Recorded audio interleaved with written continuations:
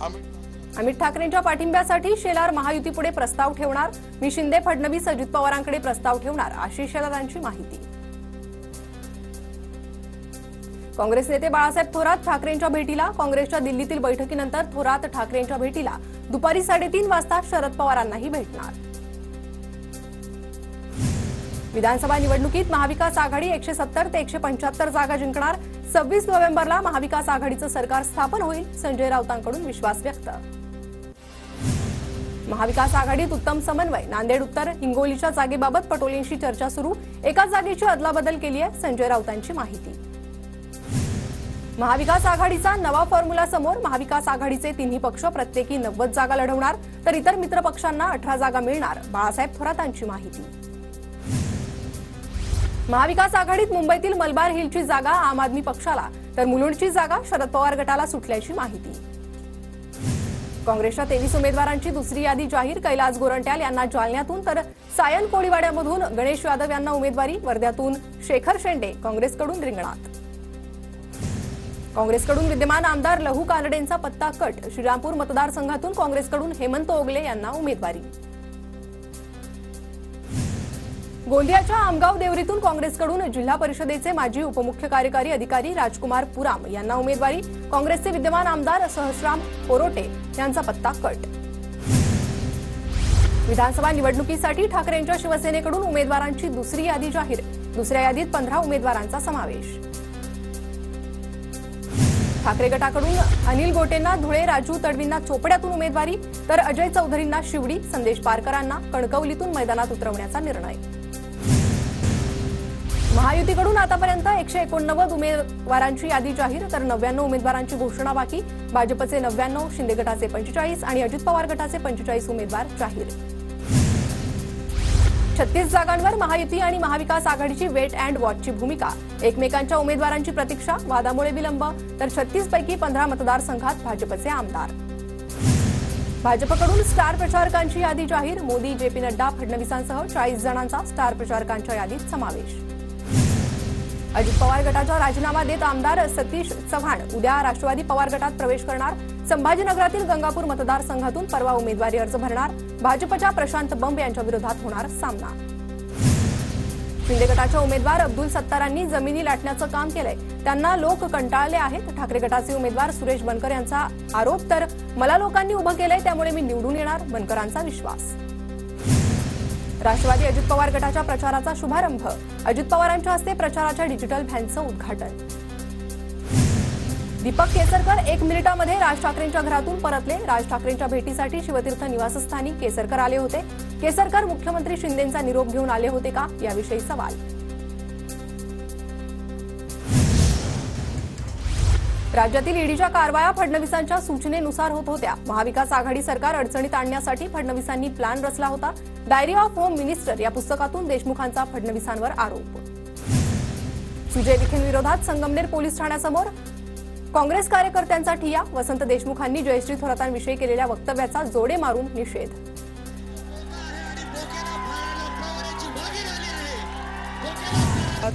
सुजय विखेंनीही पातळी सोडून वक्तव्य केलंय। साकूर गावातही त्यांनी माझी टिंगल केली। राजकारणात एवढ्या खालच्या पातळीवर जाणाऱ्यांचा लोक स्वीकार करत नाही। सुजय विखेंवर केलेल्या प्रश्नावर जयश्री थोरातांची प्रतिक्रिया।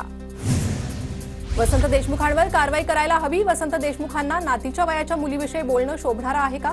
देशमुखांच्या आक्षेपार्ह वक्तव्यानंतर जयश्री थोरातांची प्रतिक्रिया। लाडकी बहीण योजना राबवता पण बहिणींचा आदर नाही। सुजय विखेंनीही माझ्याबद्दल पातळी सोडून टीका केली आहे। जयश्री थोरातांची टीका। सत्ताधाऱ्यांकडून बाईपणावर हल्ले करणे यातून सरंजामी मानसिकता दिसते। जयश्री थोरात यांच्यावरील वादग्रस्त वक्तव्यावरून सुषमा अंधारेंची टीका।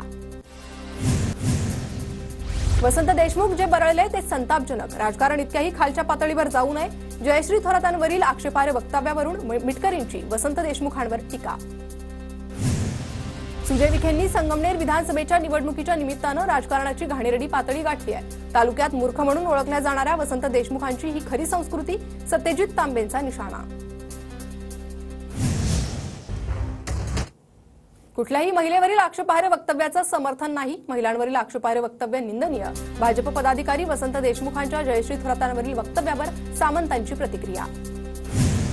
कुणाला आई बहीण नाही का? महाराष्ट्रासाठी लाजिरवाणी बाब. दुर्गा तांबेंची आक्रमक प्रतिक्रिया, तर गुन्हा दाखल करण्यास उशीर, पोलिसांवर दबाव, सुधीर तांबेंचा आरोप. संगमनेर तालुक्यातील धांदरफळ येथील सुजय विखेंच्या युवा संकल्प मेळाव्याचं बॅनर थोरात समर्थकांनी फाडलं. थोरात समर्थकांकडून बॅनर फाडत वसंतराव देशमुखांच्या वक्तव्याचा निषेध. महिलांना कमी लेखणं ही तर भाजपाची संस्कृती. जयश्री थोरातांना खालच्या शब्दात बोलणाऱ्याला अटक करा, सचिन खरात यांची मागणी. सोलापूर दक्षिण जागेवर ठाकरे गटाचे अमर पाटीलच निवडणूक लढवणार. काँग्रेस नेते दिलीप मानेंच्या दबावानंतर ठाकरे गटाचे उपनेते शरद कोळी आक्रमक. माझ्यासमोर संजय रायमुलकरांचं आव्हान नाही. ठाकरे गटाचे बुलढाण्याचे उमेदवार सिद्धार्थ खरातांकडून विश्वास व्यक्त. बुलढाण्यात संजय रायमुलकर विरुद्ध सिद्धार्थ खरात. श्रीरामपूरमध्ये आमच्यात कुठलाही अंतर्गत वाद नाही. लहू कानडेंना सोबत घेऊन आम्ही निवडणुकीला सामोरे जाणार. श्रीरामपूरमधील काँग्रेसचे उमेदवार हेमंत ओगलेंची प्रतिक्रिया. सोलापूर दक्षिण विधानसभेतील वंचितचे उमेदवार संतोष पवार यांचं जल्लोषात स्वागत. विद्यमान आमदारांनी मूलभूत गरजा देखील पूर्ण केल्या नाहीये, पवारांचा आरोप. तर संतोष पवारांचे विद्यमान आमदार सुभाष देशमुखांवर टीका. यवतमाळमधील राळेगाव मतदारसंघाचा महाविकास आघाडीतील तिढा सुटला. काँग्रेसचे माजी मंत्री वसंत पुरके यांना काँग्रेसकडून संधी. पैठण विधानसभेसाठी इच्छुक उमेदवार मातोश्रीवर दाखल. इच्छुक उमेदवार सचिन घायाळ, मनोज पेरे ठाकरेंच्या भेटीला. पैठणच्या जागेचा आज तिढा सुटण्याची शक्यता. रावेरमधून काँग्रेसच्या धनंजय चौधरींना उमेदवारी जाहीर. महायुतीच्या सरकारनं रावेरकरांवर अन्याय केलाय, मला विजयाचा पूर्ण विश्वास. धनंजय चौधरींकडून विश्वास व्यक्त. परळी मतदारसंघात महाविकास आघाडीकडून अद्याप उमेदवार जाहीर नाही. संजय दौंड, सुनील गुट्टे, राजेभाऊ फड यांची नावं आघाडीवर. तर प्रचारासाठी शरद पवार गटाचे राजेभाऊ फड यांची तयारी पूर्ण. बीड जिल्ह्यात मनसेकडून तिसरा उमेदवार जाहीर. गेवराई आणि आष्टीनंतर केज राखीव मतदारसंघातून रमेश गालफाडेंना उमेदवारी. माजलगावचे महायुतीचे उमेदवार प्रकाश सोळंकेंना शिंदे गटाकडून आव्हान. प्रचारादरम्यान शिंदेंचा फोटो वापरल्यास गाड्या फोडणार, धनंजय सोळंकेंची भूमिका. अर्चना पाटील चाकूरकर देवेंद्र फडणवीसांच्या भेटीला. लातूर शहर मतदारसंघातून अर्चना पाटील चाकूरकर इच्छुक. मात्र चाकूरकरांना विरोध होत असल्यानं मतदारसंघाचा पेच झाल्याची सूत्रांची माहिती. काँग्रेसचे रविराजा बंडाच्या तयारीत. काँग्रेसकडून सायन कोळीवाड्यातून गणेश यादवांना उमेदवारी जाहीर झाल्यानं रविराजा नाराज. उद्या कार्यकर्त्यांसोबत बोलून निर्णय घेणार. संभाजीराजे छत्रपती अंतरवाली सराटीत मनोज जरांगेंच्या भेटीला. विधानसभा निवडणुकीच्या पार्श्वभूमीवर दोघांमध्ये चर्चा होणार. जरांगे आणि माझं उद्दिष्ट एक, वेगवेगळं लढू नये ही भूमिका. अपक्ष उमेदवार उभे केल्यास धोका काय हे लक्षात आणून दिलाय. संभाजीराजेंची जरांगेंच्या भेटीनंतर प्रतिक्रिया. माजी आमदार अनिल गोटेंनी जरांगे पाटलांची भेट घेतली. गोटे यांना ठाकरेंच्या शिवसेनेकडून धुळे विधानसभेसाठी उमेदवारी जाहीर. भाजपचे जगदीश मुळीक देवेंद्र फडणवीसांच्या भेटीला. अजित पवारांकडून सुनील टिंगरेंना वडगाव शेरी मतदारसंघाची जागा सुटल्यानं मुळीक नाराज. मुळीक यांच्या भूमिकेकडे लक्ष. भूमपरंडा मतदारसंघाचे ठाकरे गटाचे उमेदवार रणजित पाटील जरांगेंच्या भेटीला. शिंदे गटाचे उमेदवार तानाजी सावंतांच्या विरोधात रणजित पाटलांची लढत. शिंदे गटाचे उमेदवार प्रकाश सुर्वे उपमुख्यमंत्री देवेंद्र फडणवीसांच्या भेटीला. सुर्वे शिवसेनेचे मागाठण्याचे उमेदवार.